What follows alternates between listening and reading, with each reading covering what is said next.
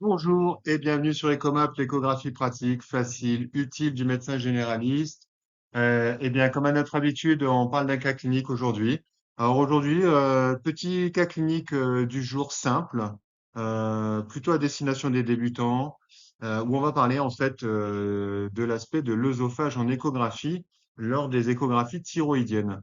Pourquoi j'ai décidé de faire ce sujet aujourd'hui? Ben, tout simplement parce qu'il en faut pour tous les goûts et que l'échographie, c'est aussi souvent l'occasion de s'émerveiller quand on est généraliste. Cette dame était particulièrement échogène et on voyait particulièrement bien l'œsophage lors de l'échographie de sa thyroïde, ce qui n'est pas toujours le cas et ce qui peut être trompeur lorsqu'on commence, lorsqu'on débute et qu'on cherche un peu les nodules. Et on peut avoir un petit doute sur le lobe gauche des fois quand l'appareil n'est pas très bien réglé ou quand la personne n'est pas très échogène ou justement quand la thyroïde est pathologique. Et si on connaît pas un petit peu l'astuce de la position de l'œsophage, mais en arrière du lobe gauche, hein, donc qui peut mimer un nodule, eh ben on peut tomber dans le panneau. Et on peut tomber dans le panneau très fortement en classant des nodules à TIRADS4, fortement hypoéchogènes, alors qu'en fait, il s'agit simplement de l'œsophage. Donc voilà, c'est pour ça que j'ai décidé aujourd'hui de faire cette petite vidéo. Et puis parce que j'ai trouvé les images particulièrement belles. Eh ben, je vous les partage et je vous souhaite un peu de plaisir aussi en regardant tout ça.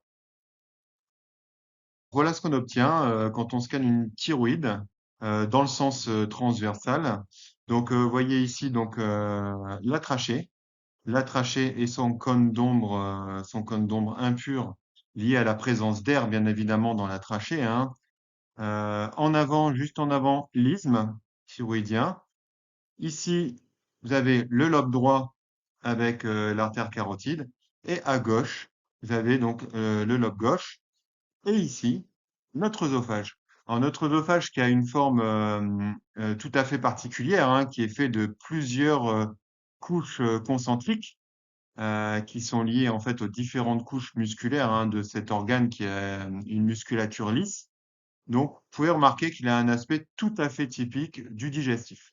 Si vous scannez par exemple une anse grêle au niveau abdominal ou éventuellement le côlon, vous remarquerez également cette succession de couches et ben pour l'œsophage, c'est exactement la même chose.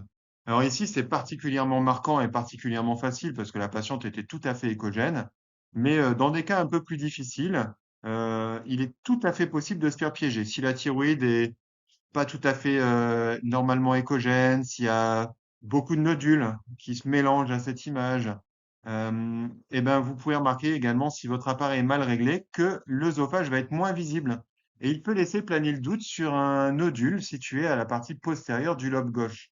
Alors, une fois qu'on connaît l'astuce et qu'on sait que c'est la position naturelle de l'œsophage, on ne se fait pas rouler, puisqu'on sait qu'en fait, le lobe thyroïdien gauche va jusque-là et que cette partie, en fait, est du digestif. On ne se fait parce que, en fait, l'asymétrie par rapport au lobe droit pourrait laisser penser qu'ici, en fait, il s'agit d'un nodule, si on pense uniquement symétrie.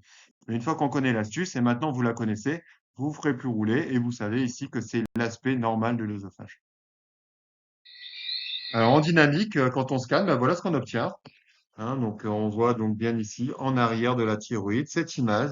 Cette image qui peut être, je vous dis, un peu piégeuse, hein, si l'appareil n'est pas forcément parfaitement réglé, si la thyroïde n'est pas tout à fait normalement échogène, on peut penser éventuellement à un nodule, un gros nodule qui serait en arrière de la thyroïde. Donc il faut toujours penser donc à cet œsophage et voilà.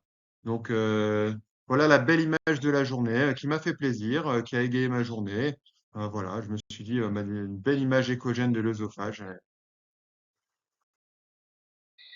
J'espère que, comme moi, ce cas clinique vous a plu, que ces belles images vous ont fait plaisir. J'espère aussi que les débutants, ont appris quelque chose avec la position de l'œsophage en arrière du lobe gauche et que, grâce à cette vidéo, vous ne vous ferez pas rouler et que vous saurez parfaitement connaître vos images et les expliquer. Je vous dis à très bientôt sur Ecoma pour une prochaine vidéo.